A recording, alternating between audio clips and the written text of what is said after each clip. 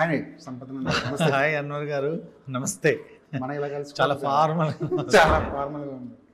మనం ఇలా కలుసుకోవడం కూడా చాలా కొత్తగా ఉంది. అవును సార్, ఏంటి సార్ ఇప్పుడు సంపద నంది అనగానే మాస్ కమర్షియల్ ఎంటర్టైన్మెంట్స్ రచ్చ చూసి అవును. ఓదెల అనేది వేరే సెపరేట్ జోనరు, సెపరేట్ వరల్డ్ కదా. అసలు ఈ బీజం ఎక్కడ పడింది సార్ ఓదెల అనే కాన్సెప్ట్కి? ఓదెల్లోనే పడింది ఒక రకంగా చెప్పాలంటే బీజం. ఆ బీజం పడింది ఓదెల్లో. ఎందుకంటే లాక్డౌన్ టైంలో అందరం ఇంట్లో కూర్చున్నాం. ఏదైనా ఓటీటీ ఫిల్మ్ చేద్దాం, తక్కువ క్రూతో తక్కువ రోజుల్లో ఎవరికి ఇబ్బంది పెట్టకుండా సినిమా చేయాలనుకున్నప్పుడు ర్యాండమ్గా ఉన్న స్క్రిప్ట్స్ అన్ని చూస్తూ ఉంటే ఏది ముట్టుకున్నా మనవి ఎలా ఉంటాయి, మనం పుస్తకాలు ఓపెన్ చేసి అన్నీ అట్లా కనబడుతుంది. అని చిన్నగా ఏంటి అంటే ఒక ఇన్సిడెంట్, ఓదల్లో జరిగిన ఒక ఇన్సిడెంట్ గుర్తొచ్చి ఆ ఇన్సిడెంట్ మీద రాద్దాం, ఒక క్రైమ్ థ్రిల్లర్ లాంటిది రాస్తే అప్పుడే పాతాళలోక్ అలాంటివి, మిర్జాపూర్ లాంటివి అన్నీ గట్టిగా వెళ్తున్నాయి. అవన్నీ చూసినప్పుడు అవును కదా, ఒక క్రైమ్ థ్రిల్లర్ లాగా ఏదైనా చేద్దామని అనుకున్నప్పుడు ఓదల్లో రియల్ ఇన్సిడెంట్స్ జరిగినాయి ఒకటి రెండు. ఆ రియల్ ఇన్సిడెంట్ బేస్ చేసుకొని అల్లి ఇంకా దాన్ని చేయడం జరిగింది. ఆ తర్వాత చిన్నగా మొదలై పెద్ద సౌండ్ చేసింది అది. ఆ రోజుల్లో ఓటీటీలో రిలీజ్ అయింది ఆ సినిమా. అప్పుడు ఏదైనా చిన్న డిసప్పాయింట్ ఏదైనా ఉండేదండి ఓటీటీకి? కాదు, we made this film for OTT. 1.5 hour film అది. అవును, not even 2 hours above film కాదు అది. ఓటీటీకనే ఫిక్స్ అయ్యి తీసింది. కాకపోతే ఏంటంటే ఫస్ట్ పార్ట్ ఓటీటీకి వచ్చి సెకండ్ పార్ట్ థియేటర్కి రావడం అనేది చాలా రేర్ ఎగ్జాంపుల్. కరెక్టే. అంటే కంటెంట్ అట్లా ఉంది, కంటెంట్ వల్లే ఇది పాసిబుల్ అయింది. మళ్ళీ పార్ట్ 2 కూడా ఓటీటీకి చేయాలన్న ప్రెజర్ ఏమైనా ఫీల్ అయ్యారా? లేదు, ఓటీటీ ప్లాట్ఫామ్స్ అడగడం వల్ల స్టార్ట్ అయినా డే 1 నుంచి దీని ఐడియా థియేటరే. ఓటీటీకి ఇప్పుడు ఎక్కడ ఓటీటీ, ఇప్పుడు థియేటర్లో అంత మంచి ఎక్స్పీరియన్స్, ఇంకా ఓటీటీలో ఏదైనా web series, web movie okay, కానీ ఇది ఇలాంటి ఒక సూపర్ న్యాచురల్ థ్రిల్లర్స్ ట్రై చేస్తున్నప్పుడు, అందులో లార్జ్ దెన్ లైఫ్ స్కేల్స్ ఉన్నప్పుడు మనం అలాంటివి చేయలేము. వదిల 1 తీసినప్పుడు అది రియల్ ఇన్సిడెంట్స్ బేస్ చేసుకున్నాం కదా, మరి ఇది పూర్తిగా ఫిక్షన్ అనుకోవచ్చా లేదంటే? పూర్తిగా కాదు, ఓదల్లో real incidents, crime portions real incidents నుంచి తీసుకుంటే, ఇందులో డివైన్ పోర్షన్స్ రియల్ లైఫ్లోంచి తీసుకున్నాం. ఓకే. శివసత్తి కానీ, నాగసాధు కానీ, శివుడిని కొలిచే అవి కానీ, ఇవన్నీ మా ఇంట్లో, మా పక్కింట్లోనూ, మా ఊర్లోనే మల్లన్న టెంపుల్ ఉంది. సో ఓదెల మల్లన్న అంటే అక్కడే. సో ఆ టెంపుల్ దగ్గర నేను చూసినావు ఇలాంటి వాటి అన్నింటినీ శివసత్తులో నేను పుట్టినప్పటి నుంచి, అంటే నాకు ఊహ తెలిసినప్పటి నుంచి చూస్తున్నా. వాళ్ళకు అలా పూనకం రావడం, వాళ్ళ లోపలికి దేవుడు పూనుకొని వాళ్ళు అన్నీ చెప్పడం, అవన్నీ నా కాంతారా మూవీ చూసినప్పుడు కూడా గుర్తొచ్చింది. అరే ఇది మా ఊర్లో ఉంది కదా అని. అంటే అలాంటి ఒక సెటప్, ఇవన్నీ ఒక రకంగా చెప్పాలంటే దీనిలో డివైన్ అంతా కూడా రియల్ ఇన్సిడెంట్స్, అందులో క్రైమ్ అయితే. అవును. కాంతారా ఇన్ఫ్లుయెన్స్ ఏమైనా ఉంది ఈ సినిమా మీద అనుకుంటే? Zero influence. ఊరికే ఆ లాస్ట్లో ఆ ఆవాహం చూసినప్పుడు అరే శివసత్తులు ఇలా వస్తారు కదా అనిపించింది అంతే. ఓదెల రైల్వే స్టేషన్ తీసినప్పుడు మీరు నిజంగానే ఇది ఓటీటీకి తీద్దాం అనుకున్నారు, అందులో స్టార్ అవసరం లేదు, మీరు ఎవరిని కొత్త వాళ్ళని తీసినా మీరు అనుకున్న ఆ ఫార్మేట్లో కథ చెప్పొచ్చు, కానీ 2కి వచ్చేసరికి మాత్రం స్టార్ అవసరం ఏర్పడింది. ఇప్పుడు టూకి వచ్చేసరికి స్టార్ ఎందుకంటే 2లో ఇప్పుడు ఒక డివైన్ పవర్ని పోర్ట్రే చేయాలి, జనాలకు రీచ్ అయ్యేలా చెప్పాలంటే ఓ డెబ్యూటెంట్ చెప్తే కొంచెం కష్టమే. మనకు హాలీవుడ్లో కానీ బాలీవుడ్లో కానీ ఏవైనా అలాంటి ఒక వెయిటేజ్ ఉన్న క్యారెక్టర్. రీసెంట్గా ఓ మై గాడ్లో కానివ్వండి, అక్షయ్ కుమార్ గారు చేసిన సినిమాల్లో ఎందుకు శివుడి క్యారెక్టర్ అక్షయ్ గారు చేశారంటే ఆ వెయిటేజ్ అవసరం. ఇక్కడ కూడా శివసత్తిగా, నాగసాధుగా, తమన్నా లాంటి ఒక స్టార్ ఉంటే తప్పకుండా ఆ వెయిట్ సినిమాకి వెళ్ళిపోతుందని దాంతో చేయడం జరిగింది. ప్రస్తుతం సినారీ ఎలా ఉందంటే, హిందూ గొప్పతనం, అక్కడ మన ఆచారాలు, మన సాంప్రదాయాలు, వీటి గొప్పతనం చెబితే మార్కెట్ ఈజీగా ఓపెన్ అవుద్ది అన్న ఒక అభిప్రాయం ఉంది. ఇది ఎంతవరకు కరెక్ట్ అంటారు? ఎంతవరకు దీన్ని మీరు దృష్టిలో పెట్టుకున్నారు ఓదెల 2 చేస్తున్నప్పుడు? దీనికైతే ఒకటి I just want to clear very ఏమంటారు ఆనెస్ట్లీ, ఈ ఈ సినిమా రాసేప్పుడు ఎక్స్టెండ్ చేయాలంటే ఏం చేయాలని ఆలోచించాను తప్ప పార్ట్ 1 రాసాం. ఇప్పుడు అందరూ 100 చెప్తారు, మాకు 2 స్టోరీస్ ఉంటాయి అంటే వాళ్ళు నిజంగా ఉండి చెప్తారో లేక నాకు తెలియదు. మనం ఒక కథ రాసేటప్పుడు ఆ కథే ఉంటుందండి. పార్ట్ 1లు, పార్ట్ 2లు, 3లు, 7లు ఉండవు. ఆ ఉన్నదానికి ఎక్స్టెన్షన్ చేయాలనుకున్నప్పుడు దానికంటే బెటర్ ఎక్స్పీరియన్స్ ఎలా ఇవ్వాలి అనుకున్నప్పుడు ఈ శివుడి తత్వము, దైవత్వము లోపలికి వచ్చింది తప్ప ఇలా చేస్తే సినిమా ఆడుద్దనే ఉద్దేశంతో. అలా అయితే బోర్డులు వస్తున్నాయి ఎవ్రీ ఇయర్, వచ్చిన సినిమాలన్నీ ఆడవు అంతే. తమన్నా గారు ఎందుకు అంటే మీరు ఆన్సర్ ఏం చెప్తారు? ఎందుకంటే స్టార్స్ చాలామంది ఉన్నారు. తమన్నా గారు ఎందుకంటే తమన్నా గారితో ప్రీవియస్ ఫిల్మ్లో నేను చేసిన ఎక్స్పీరియన్స్, తను ఆ మూవీస్ చేసినప్పుడు తను చేసిన పర్ఫార్మెన్స్, ముఖ్యంగా ఇది శివశక్తి క్యారెక్టర్ అనేది మరీ సాఫ్ట్గా సుకుమారంగా హ్యాండిల్ చేసేది కాదు. తను కొంచెం తను నడవడం కానీ అది కానీ కొంచెం రెబల్గా ఉంటుంది కొన్ని క్యారెక్టర్. నేను జ్వాలారెడ్డి క్యారెక్టర్ చేశాను సిటీమార్లో. సో జ్వాలారెడ్డి చేసినప్పుడు చూశాను నేను అది. ఓకే, తను సాంగ్లో డ్యాన్సు చేయగలడు, ఎవరినైనా కొట్టాలంటే కొట్టగలదు అన్న ఫీలింగ్ వచ్చింది. షార్ప్ ఐస్ నోస్ కూడా నాకు క్లోజ్అప్ షాట్ పెట్టినప్పుడు అనుకునేవాడిని, ఈ ఐస్ ఎవరు, నాకు అవకాశం రాలే, వేరే వాళ్ళు కూడా వాడలేదు అంత బాగా. అందుకని ఇందులో మీరు చూడండి, అమ్మాయి ఐస్లోంచి ఆ గ్లో, ఆ డివైన్ అలా ఉట్టి పడుతూ ఉంటుంది. సో అట్లా సెలెక్ట్ చేసింది అంతే. డివైన్ కూడా ఉందండి ఈ అమ్మాయిలో, డివోటీ కూడా యాంగిల్, ఆ యాంగిల్ ఉందా ఈ అమ్మాయిలో? రియల్ లైఫ్లో చాలా ఎక్కువ ఉందని నాకు తర్వాత తెలిసింది. ఈ మూవీ సైన్ చేసేవారు తెలీదు. మూవీ సైన్ చేసిన తర్వాత తను ఒక్కొక్కటి రివీల్ చేస్తుంటే బాబోయ్ ఇంత ఉందా అనుకున్నాను నేను.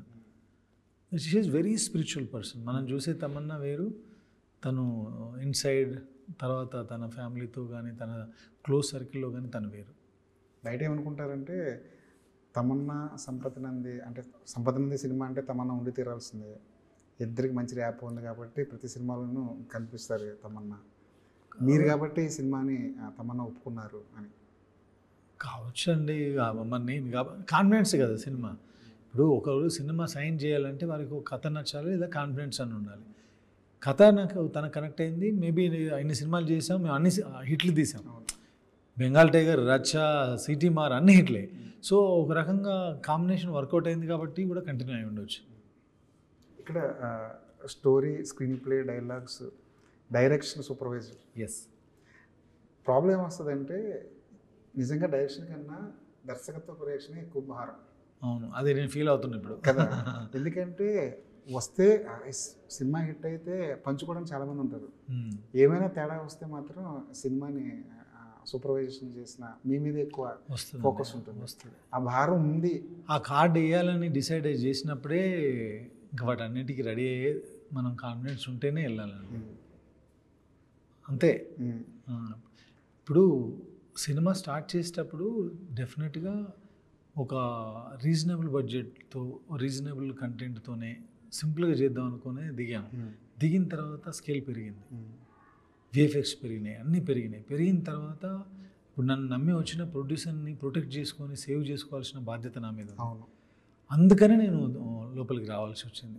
జాగ్రత్తగా లోపలికి వచ్చి ఏదో లాగేసుకొని చేసేద్దామని కాదు, తనకి సపోర్టుగా ఉంటూ సినిమాని సపోర్ట్ చేస్తూ సినిమా బాగా వచ్చేలాగా ట్రై చేయడం కోసం ఇంకా నేను దిగాల్సి వచ్చింది. ఆ రిస్క్ ఎప్పుడు ఉంటుందండి. మనం మంచి పని చేసినప్పుడు దానికి రిస్క్ అసలు పట్టించుకోవద్దు. మనం చేసే దానిలో జెన్యూన్ అటెంప్ట్ ఉంది లేదా ఇది చేస్తే ఇది వస్తుంది, ఇది చేస్తే లెక్కలేసామనుకోండి, మ్యాటర్ క్లోజ్ అవుద్ది అంతే. పెద్ద స్పాన్ ఉన్నప్పుడు ఇది ముందు తెలిస్తే కనుక పూర్తిగా మీరే డైరెక్షన్ చేద్దరేమో కదా. ఇనిషియల్గా ఐడియా లేదా, మేబీ కావచ్చు. ఆనెస్ట్ ఆన్సర్ ఎస్, కరెక్ట్, మీరు అన్నదే కరెక్ట్. స్టార్ట్ చేసినప్పుడు అలా లేదు, రైటింగ్ స్టేజ్లో పెరుగుతూ పెరుగుతూ పెరుగుతూ పెరుగుతూ ఇక అది నెక్స్ట్ లెవెల్. విఎఫ్ఎక్స్తో ప్రాబ్లం ఏంటంటే అది చివరికి అవుట్పుట్ వచ్చేంత వరకు అది ఎలా ఉంటుందో తెలియదు, మనం ఏం చేసామో తెలియదు, మళ్ళీ రీవర్క్ చేయాలో కూడా లేదో కూడా తెలియదు. అవును, ట్రూ. ఇంత విఎఫ్ఎక్స్ వర్క్ పెట్టుకున్న సినిమా ఇదే కావచ్చు మీరు. అవును అవును కదా. ఆ ఎక్స్పీరియన్స్ ఎలా ఉంది? ఆ ఎక్స్పీరియన్స్ చాలా బాగుంది, ఎక్సైటింగ్గా ఉంటుంది. కానీ ఒక ఫియర్ ఉంటుంది. మన దగ్గర రైట్ టెక్నీషియన్స్, రైట్ సంస్థ ఉందనుకోండి ఏమవ్వదు. కానీ ఇప్పుడు నేనైతే కొంచెం ఫియర్లో ఉన్నా. Whatever we got so far అన్నీ బాగుందని అందరు చెప్పారు. రిలీజ్ అయిన కంటెంట్ కూడా మంచి పేరు వచ్చింది. సినిమాలో ఉన్న ఇంకా 2 మేజర్ ఎపిసోడ్లు ఉన్నాయి, అవి కూడా బాగుంటుందని నమ్ముతున్నా. ప్రాబ్లం ఏంటంటే ఇదివరకు విఎఫ్ఎక్స్ వేరు, ఇప్పుడు వేరు. ఇప్పుడు ఇంకా ఎక్కువ క్వాలిటీ ఎక్స్పెక్ట్ చేస్తున్నారు. థియేటర్లో లార్జర్ స్క్రీన్లో ఇంకా ఎక్కువ మీరు ఏదో ఇస్తే తప్ప కనెక్ట్ అవ్వట్లేదు. కానీ చేసామండి, అంత బాగుంటుంది. ఏ సినిమాకి తగ్గనట్టుగానే ప్రయత్నం చేస్తున్నాం, అదే అవుట్పుట్ వస్తుందని నమ్ముతున్నాం. ఎందుకంటే చూసినంత వరకు అది ఉంది. కొన్ని ఎపిసోడ్స్ ఉన్నాయి, అవి మేబీ చెప్పా కదా మీకు ఇందాక ఆఫ్ ది రికార్డ్, రేపు ఉంది డెలివరీ. అవి చూసిన తర్వాత మీకు కాల్ చేసి చెప్తా 100కి ఎన్ని మార్క్స్ వేయొచ్చు అని. డైరెక్షన్ డిపార్ట్మెంట్లో అశోక్ గారికి ఎంత వాటా ఇస్తారు? ఎందుకంటే సెట్లో మీరే ఉన్నారు, మీరే మొత్తం సినిమా అంతా మీరే చేశారు అని బయట చెప్పుకుంటున్నారు. చెప్పుకోవడానికి ఏముందండి, వాటా ఇవ్వడం ఏంటండి, దిస్ ఈజ్ హిజ్ ఫీల్ అంతే. సూపర్వైజేషన్ మీది కాబట్టి. సూపర్వైజేషన్ ఏముంది, ఇప్పుడు ఇంట్లో ఏదన్నా మనం పని చేస్తూ ఉంటే వచ్చి చూస్తాం, బాగుందా బాగాలేదు, బాగాలేని దగ్గర బాగుందని చెప్తాం అంతే. అంతే. పార్ట్ 3కి ఏమన్నా లీడ్స్ ఇస్తున్నారా? పార్ట్ 3కా చూడాలి. కానీ ఎన్నైనా చేసుకోవచ్చేమో ఓదేలా అన్న ఫ్రాంచైజీని పట్టుకొని. అవును ఉంది, కంటెంట్ అట్లాంటిది ఉంది. బట్ మనం ఏమనుకున్నా జరగదు. That's what I realized recent టైమ్స్లో. అది ఆర్గానిక్గా ఏదో ఫ్లో తీసుకెళ్తుంటుంది. అది ఒక డివైన్ పవరా, ఒక యూనివర్సా, మన సంకల్పాలన్నీ కరెక్ట్గా ఉంటే, మనం పాజిటివ్ థింకింగ్తో ఉంటే, గాడ్ బ్లెస్ చేస్తే 3 రావచ్చు, 4 రావచ్చు, 5 కూడా రావచ్చు. ఒక ఈవిల్ డెడ్ లాగా 5-6 అట్లా రావచ్చు సిరీసే. అది ఏదైనా మనం ప్లాన్ చేస్తే ఏది జరగదు. మేబీ ఒక థాట్ ఉండాలేమో, దీన్ని ఇలా ఎండ్ చేస్తే ఇలా అలాంటిది వరకు అయితే ఇందులో ఉంది. ఆ తర్వాత దీని సక్సెస్, దీని అప్రిషియేషను, దీనికి వచ్చే రిసెప్షన్ బట్టి పార్ట్ 3 ఉండాలా వద్దా, ఉంటే ఎవరితో ఉండాలి, ఏ రేంజ్లో ఉండాలనేది అప్పుడు డిసైడ్ అవుతుంది. అంటే ఇండియా వైడ్ ఇది మార్కెట్ చేస్తున్నారండి సినిమాని? ముంబైలో? ఎస్ మొన్న ట్రైలర్ లాంచ్ అక్కడ ముంబైలోనే జరిగింది. చాలా పెద్ద ఈవెంటు, రిసెప్షన్. అక్కడ వచ్చిన రిసెప్షన్ అయితే నెక్స్ట్ లెవెల్లో ఉంది. ఎందుకంటే వాళ్ళకి మాస్ చాలా చాలా ఇష్టపడుతున్నారు. ఆ థియేటర్ ఎక్స్పీరియన్స్, ట్రైలర్లో ఉన్న షార్ట్స్కే అరుపులు కేకలలో. So everyone was very excited to watch this film on 17th. North పరిస్థితి చాలా ఘోరంగా తయారైంది ఈ మధ్య, బాలీవుడ్ పరిస్థితి. అంటే అక్కడ సినిమాలు ఆడట్లేదు, వర్కౌట్ అవ్వట్లేదు, మన సినిమాల మీద ఎక్కువ డిపెండ్ అవ్వాల్సి వస్తుంది. ఈ సినారియోని ఎలా తీసుకుంటారు ఒక డైరెక్టర్గా, ఒక క్రియేటివ్ పర్సన్గా? సినారియో ఏముంటుందండి, ఒకప్పుడు అక్కడ బాగా ఆడేవి, ఇక్కడ సరిగా ఆడలేదు. ఇప్పుడు మనం కొంచెం రియల్ లైఫ్ దగ్గరగా ఉండే స్టోరీస్ చెప్తున్నాం, చెప్పడానికి ట్రై చేస్తున్నాం. ఇప్పుడు జనాలకు ఫేక్ నచ్చట్లేదేమో అనిపిస్తుందండి. ఇప్పుడు జనరల్గా మీరు ఒక 2-3 years అగో ఎలా ఉండేదంటే, ఇన్స్టాలో రీల్స్లో అక్కడక్కడ ఒక లగ్జరీ కాస్ట్యూమ్స్తో పోస్ట్ పెడితే ఎక్కువ వ్యూస్, లైక్స్ వచ్చేవి. కానీ ఇప్పుడు ఒక రాగా విలేజ్లో ఒక గేదె పాలు పితుకుతూ పెట్టండి, దీనికి ఎక్కువ వస్తాయి. ఎందుకు వస్తుంది అంటే ఫ్యాంటసైజ్ చేసి, ఫిల్టర్లు వేసి, జీవితాలని ఫేక్ చేసి, అలా చేసి. ఇప్పుడు ఏదైనా చాలా రియల్గా ఉండండిరా, అది నచ్చుతుంది. కాబట్టి మన స్టోరీస్ అలా కనెక్ట్ అవ్వడానికి రూటెడ్గా ఉంటున్నాయి స్టోరీస్ అన్నీ, గ్రౌండ్ మీద ఉంటున్నాయి స్టోరీస్ అన్నీ. సో కాబట్టి నచ్చుతున్నాయేమో అనేది నాకు అనిపిస్తుంది. అంటే పూర్తి స్థాయి కమర్షియల్ సినిమాలు, కమర్షియల్ ఫార్మెట్లు ఈ జనరేషన్కి వర్కౌట్ కావేమో అనిపిస్తుంది అప్పుడప్పుడు. ఇప్పుడు జనరేషన్ ఇప్పుడు వచ్చినాయన్నీ కమర్షియల్ ఫార్మాట్లే కదండి. కమర్షియల్ ఫార్మాట్ అంటే ఏంటి, కమర్షియల్గా రెగ్యులర్ హీరోయిజాలు ఎవరు అదే రెగ్యులర్ అనండి. రెగ్యులర్ ఏది వర్కౌట్ అవ్వదు. ఇప్పుడు మనం కొత్త ప్రపంచం క్రియేట్ చేసినా మళ్ళీ ఆ ప్రపంచంలోకి వెళ్ళి ఇంకేదో చేయాలి. ఊరికే కాస్ట్యూమ్స్ మార్చేసి సెట్ వేసేస్తే అవ్వదు పని. అక్కడికి వెళ్ళి మళ్ళీ ఏదో చేయాలి. మంచిదే కదా, ఇది మంచిదే కదా, it's a very good change. World building అనే concept, world building concept world building దగ్గర ఆగిపోతే ఆడవండి. వరల్డ్ బిల్డ్ చేసి ఆ వరల్డ్లో క్యారెక్టర్స్ కూడా బిల్డ్ చేయాలి. అందుకే పెద్దవాళ్ళు అక్కడ ముందు ప్రయత్నం చేసిన వాళ్ళు అక్కడ సక్సెస్ అవుతున్నారు. మన వరల్డ్ బిల్డింగు కాన్షియస్గా మనం ఏంటంటే, మన వరల్డ్ బిల్డింగ్ అనేది కాస్ట్యూమ్స్ దగ్గర, సెట్ దగ్గరే ఆగిపోయిందా లేదా కథలో ఉందా, అది క్రాస్ చెక్ చేసుకుంటే కొంచెం హెల్ప్ అవ్వచ్చు.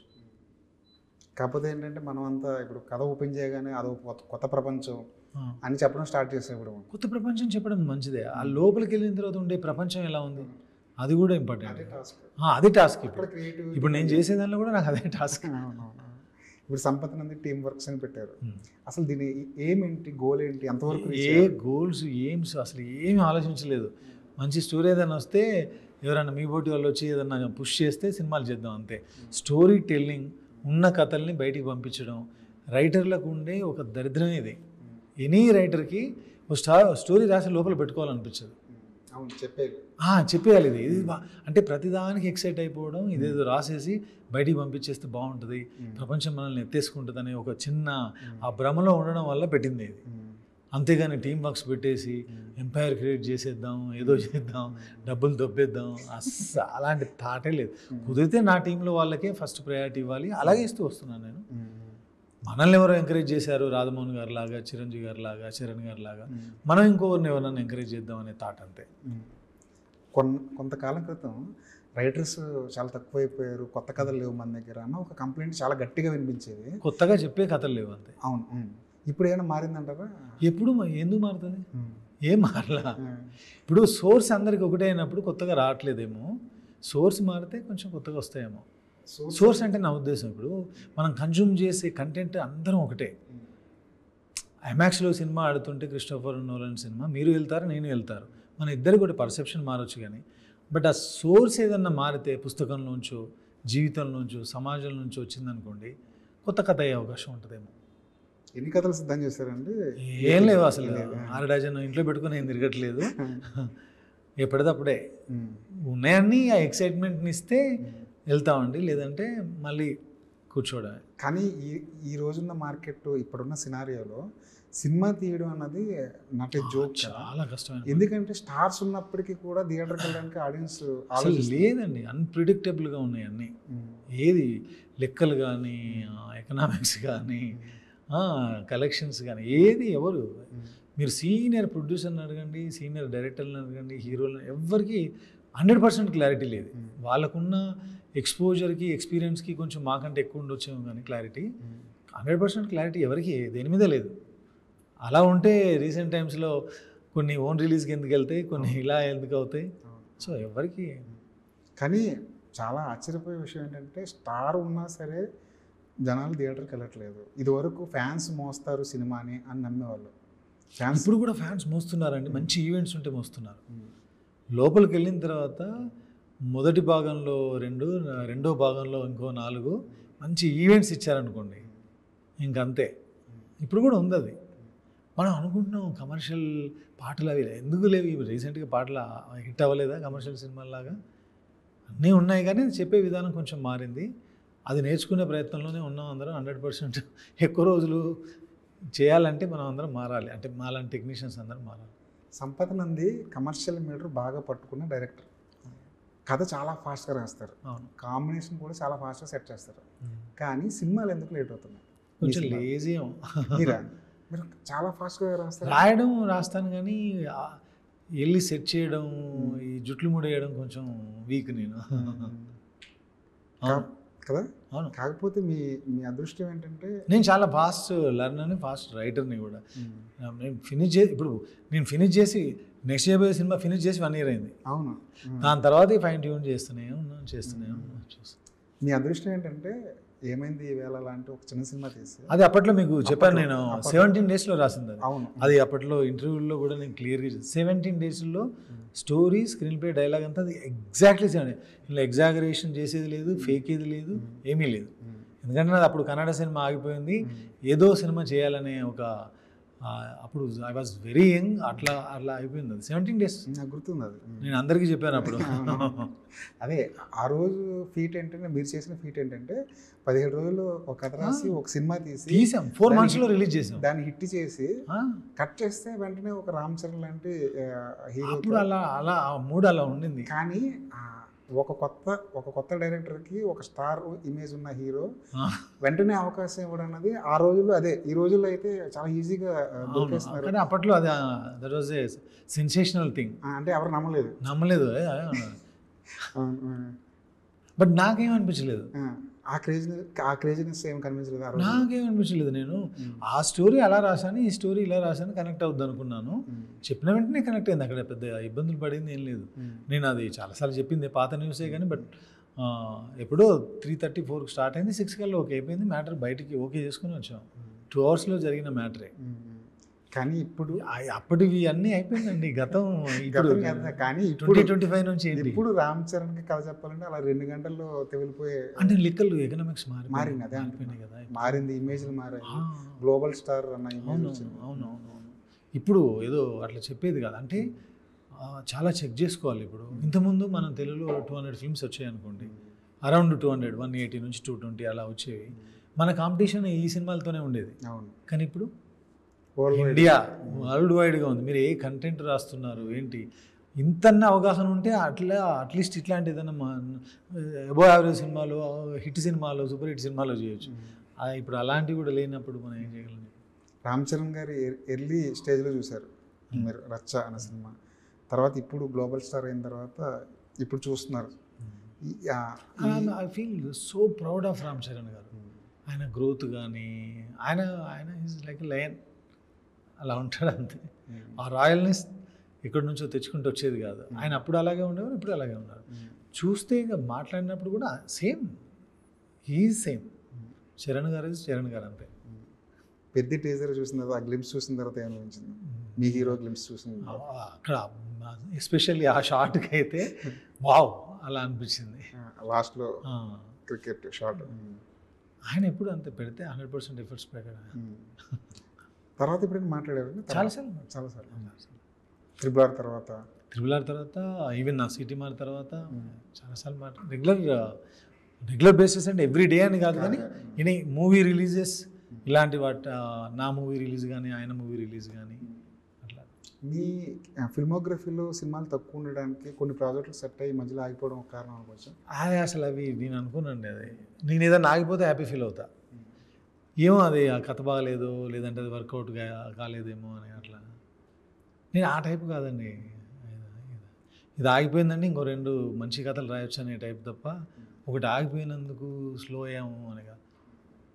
ఇంకో 20-30 ఏళ్ళు నేను సినిమాలు చేస్తూ ఉంటాను, మీరు చూడండి. I'm that much confident with my skills.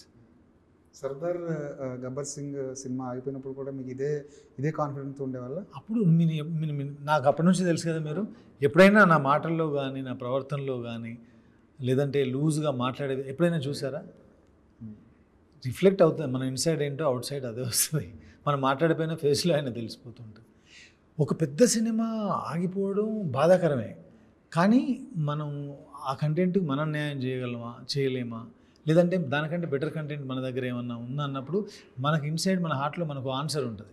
ఆ ఆన్సరే మన కాన్ఫిడెన్స్. మిగతా అన్నీ పక్కన ఉండేవన్నీ మామూలే. ఆ కాన్ఫిడెన్స్ లోపల ఉన్నప్పుడు ఇంకేంటి. గాంజా శంకర్ గ్లిమ్స్ వచ్చినప్పుడు అందరూ బాగా మంచి సెటప్, ఫీల్ అయ్యారు. మంచి సెటప్ అండి అది. దానికి కొన్ని కారణాలు ఉన్నాయి. ఆ కారణాలు చెప్పకూడనంత గ్రేట్ కాదు, దాపెట్టుకోవాల్సినంత అది కాదు, చెప్పేంత ఇది కూడా కాదు. చిన్న చిన్న కారణాలే, వద్దనుకున్నా ఆపేశారు అంతే అంతే అంతే. మళ్ళీ ఆ కథ రాదా? ఆ కథ వస్తుంది, ఆ కథ నాదే కదా, కాకపోతే దానికి కొంత సెటప్ చేంజ్ చేయాలి. It will take some time. అంటే టైటిల్ వల్ల సినిమా టైటిల్ ఒకటే కారణం కాదు, 2-3 కారణాలు ఉన్నాయి. ఆ 2-3 కారణాల్లో టైటిల్ ఒక కారణం కూడా ఉండొచ్చు. సార్, ఇది క్రియేటివ్ యాక్సెప్ట్లో చూస్తే ఈ సెన్సార్ వాళ్ళు కానీ తర్వాత ఈ సంఘాల్లో కానీ వీటి ప్రభావం ఎంతవరకు ఉంటుందంటారు? అంటే క్రియేటివ్ ఉంటుంది, but we should accept one thing that మనం we have to write our stories, tell our stories with in that limit. మన సమాజంలో రెస్పాన్సిబుల్గా ఉన్నప్పుడు మనం ఏది పడితే అది రాస్తాం, ఎట్లా పడితే అట్లా తీస్తామంటే కుదరదండి. మనం వాళ్ళని రెస్పెక్ట్ చేయాలి, ఆ రూల్స్ని రెస్పెక్ట్ చేయాలి. ఈవెన్ వాళ్ళు అన్నప్పుడు కూడా ఇమీడియట్గా నేను వాళ్ళతో మాట్లాడానప్పుడు, నాకు పంపించినప్పుడు కూడా. So I feel every person, every citizen should be very responsible for there thing. కొంతమంది ఏమనుకుంటారంటే అది క్రియేటివిటీని కిల్ చేసే విషయం అంటారు. నేను క్రియేటివిటీ అంటే ఏంటండి? క్రియేటివిటీ అంటే ఏంటి? ఏదో కొత్త విషయాన్ని ఇంకొంచెం కొత్తగా చెప్పడం. అలా కొత్త విషయాన్ని ఇంకొంత కొత్తగా చెప్పడం, ఆ లిమిటేషన్స్ ఉండడం వల్ల ఇంకొంచెం బెటర్ వచ్చేమో కదా, కొంచెం బాగా చెప్పొచ్చేమో, ఇంకా బాగా చెప్పొచ్చేమో. దిస్ ఇస్ మై పర్సనల్ అభిప్రాయం. మరి నాకైతే అట్లా ఏమనిపించదు. ఇప్పుడు మనం ఈ సినిమా చూపిస్తే ఏదైనా కట్స్ ఇస్తారేమో, ఇస్తే సార్ నువ్వు ఎందుకు ఖర్చు ఇచ్చారు సార్ అట్లా ఏమి ఉండను నేను, సార్ దీనికి రీజన్ అని ఎక్స్ప్లెయిన్ చేస్తా, లేదమ్మా తీసేయి, ఓకే డన్, ఆల్టర్నేటివ్ ఏమైనా ఉంటే పెడతాను అది చేస్తాను, కానీ నా సినిమా పాడైపోతుంది సార్ అని అట్లా అది ఏమనిపించదు నాకైతే పర్టికులర్గా. ఓటీటీలో వచ్చిన తర్వాత ఈ బౌండరీస్ ఏమైనా తగ్గిపోయినాయి అనుకుంటున్నారా? ఒక్కొక్క ప్లాట్ఫామ్ మీద ఇప్పుడు నెట్ఫ్లిక్స్ అంటే ఒక kind of genre films, web series వాళ్ళు ఎంకరేజ్ చేస్తారు, అమెజాన్ అంటే ఇంకోటి, అలా ఒక్కొక్క దానికి ఒక్కొక్కటి ఉంటుంది కదా. మనం ఎవరికి క్యాటర్ చేస్తున్నాం, మనం దేనికోసం రాస్తున్నాం అనేది ముందే క్లియర్గా ఉంటే అప్పుడే. మీ పార్ట్ 1లో క్రైమ్ రేప్ ఎలిమెంట్స్ ఎక్కువ ఉంటాయి, but you won't find anything in that level. దీనిలో 1 or 2 ఇన్సిడెంట్స్ ఉంటాయి కానీ చక్కగా ఫ్యామిలీతో చూసేలాగా ఉంటాయి. యాక్చువల్గా అది ఓటీటీతో పోలిస్తే చాలా పద్ధతి గల సినిమా. సో అదే అంటున్నా, ఓటీటీ కాబట్టి అలా, ఇది థియేటర్ ఎక్స్పీరియన్స్ కాబట్టి మళ్ళీ సెటప్ వేరే. ఓటీటీలో వచ్చిన తర్వాత అండి హింస, ఈ సెక్స్ అనేది విపరీతంగా పెరిగింది, దాన్ని చూసే కోణం కూడా మారింది. ఇదివరకు బూతు మాట్లాడడం అనేది అది బీప్తో ముడిపడిన విషయం కదా. ఇప్పుడు మిర్జాపూర్ లాంటి వెబ్ సిరీస్ని చూస్తుంటే అసలు ఎక్కడ బూతు లేని పదం ఉందో వెతుక్కోవాల్సిన పరిస్థితి ఏర్పడుతుంది. దీన్ని ఏ కోణంలో చూస్తారు సార్? ఎందుకంటే మనం ఏమైనా మారిపోయామా? మనం ఇప్పుడు మారిపోలేదండి, ఫేక్ నచ్చట్లేదు. ఇప్పుడు మనం బయట ఇప్పుడు మనం ఇంత పద్ధతి కూర్చొని ఇలా కూర్చొని మాట్లాడుతున్నాం, ఇదే కాన్వర్జేషన్ రూమ్లో ఉంటే ఎలా ఉంటుంది? ఇప్పుడు ఆ రూమ్లో కాన్వర్జేషన్ ఎక్కువ ఇష్టపడుతున్నారు. ఇప్పుడు మనం ఇలాంటిది కాకుండా రూమ్లో కాన్వర్జేషన్ పెట్టి రిలీజ్ చేయండి, దాని వ్యూస్ ఎక్కువ ఉంటుంది దీనికంటే. అంతే, Mirzapur is this is the example for Mirzapur. అదేంటంటే బట్టలు వేసుకొని మాట్లాడడం అంతే, ఫ్రెండ్స్తో మాట్లాడినట్టుగా. లేదంటే ఎప్పుడైతే రైటర్ రాయాలి అంటే ఒక బౌండరీస్లో రాయాలి అని అనుకున్నప్పుడు అలాంటి పద్ధతైన కాన్వర్జేషన్స్, కోపం వచ్చినప్పుడు ఎవరు పద్ధతిగా మాట్లాడరు, సో అవన్నీ హెల్ప్ అవుతున్నాయి. బిగ్ బాస్ లాంటి రియాలిటీ షోస్ క్లిక్ అవ్వడానికి ఇదే రీజన్ అంటారా? ఎందుకంటే ఎమోషన్ ఎప్పటికప్పుడు ఫిల్టర్ లేకుండా బయటకు రావడం. బిగ్ బాస్ నిజంగా నాకు ఐడియా లేదండి అది, దానికి సంబంధించి నేను ఎక్కువ చూడను. నాకు అసలు వెబ్ సిరీస్లు ఫాలో అవుతుంటారు? వెబ్ సిరీస్ ఫాలో అవుతాను, మీరు లేటెస్ట్ పుస్తకాలు ఫాలో అవుతాను. కానీ ఈ మధ్యకాలంలో బాగా ఇన్స్పైర్ చేసిన వెబ్ సిరీస్ ఏంటి? రీసెంట్ టైమ్స్లో అంటే ఇది కాదు కానీ మళ్ళీ నేను గేమ్ ఆఫ్ థ్రోన్స్ మళ్ళీ చూస్తున్నాను ఇప్పుడు. హౌస్ ఆఫ్ కార్డ్స్ కానీ గేమ్ ఆఫ్ థ్రోన్స్ కొంచెం చూసినా ఎక్కువసార్లు చూస్తుంటాను నేను. కొత్త వెబ్ సిరీస్ రీసెంట్గా ఏం చూడలే నేను, ఈ మంత్లో అయితే ఏం చూడలే. ఈ మంత్లో అసలు ఏవీ చూడలేదు దీనివల్ల. ఏమైనా పుస్తకాలు చదివేంత టైం ఉందా? పుస్తకాలు చదివేంత టైం లేదంటే అది అబద్ధం. అది బోల్డ్ అంత టైం ఉంది, మనకు చేతకాక మనం అప్పుడప్పుడు తగ్గిస్తాం, బద్దకించి చదువుతుంటాం. ఏంటి ఈ మధ్య చదివిన పుస్తకం ఏంటి? రీసెంట్గానా అంటే మీకు ఆశ్చర్యంగా ఉంటుంది కానీ సద్గురుది డెత్. ఓకే, అంటే ఈ సినిమా కోసం చదివాను. మొత్తం ఆధ్యాత్మికం వైపు వెళ్ళిపోయారు మీరు? దానికోసం కాదు, ఈ మూవీ కోసం. దీనిలో పర్టికులర్ లాజిక్ ఒకటి అవసరం ఉంది. నాకు ఎవరో రికమెండ్ చేశారు, లేదు మీరు అక్కడ చెప్పింది కరెక్ట్ లేదు, ఆ పుస్తకం ఉంది అందులో ఇన్ఫర్మేషన్ ఉంది, మీరు చదివి తెలుసుకోండి అంటే అది చదివి చిన్న కరెక్షన్, ఒక వర్డ్ కరెక్షన్ చేసాం. అంటే ఏదైనా బయటికి వెళ్ళేటప్పుడు కరెక్ట్గా వెళ్ళాలని. శర్వానంద్ గారి సినిమా ఎప్పుడు స్టార్ట్ చేస్తున్నారు? ఎప్పుడు అంటే వెంటనే ఉంటుంది డేట్ అనేది, రాధమోహన్ గారు వెంటనే 1 వీక్లో అరేంజ్. అది కొంచెం రా అండ్ రస్టిక్గా ఉంటుంది అంట. రస్టిక్ అండ్ రియల్ ఫిల్మ్ అది. ఇవన్నీ కంటే కూడా rural film, real film. Maharashtra Adilabad బార్డర్లో జరిగే 1960s జరిగే ఫిల్మ్. అదో కొత్త ప్రపంచం, ఆ కొత్త ప్రపంచంలో ఇంకో కొత్త ప్రపంచం క్రియేట్ చేస్తున్నాం కథ ద్వారా. శర్వ మేకవర్ ఏమైనా మారబోతుందా? నెక్స్ట్ లెవెల్కి చాలా కాంట్రాస్ట్గా మారబోతుంది. ఆయన ఫ్యాన్స్కి, ఆయన యాక్షన్ని ఇష్టపడే వాళ్ళకి, నా సినిమాలను ఇష్టపడే వాళ్ళకి అందరికీ ఒక మంచి సినిమా. రైట్ సార్, వదలట్టు ఒక ప్రొడ్యూసర్గా, ఒక రైటర్గా పెద్ద సక్సెస్ అవ్వాలని కోరుకుంటున్నాం. మీ శర్వానంద్ సినిమా కూడా చాలా ఈగర్గా వెయిట్ చేస్తున్నాం. Thank you so much.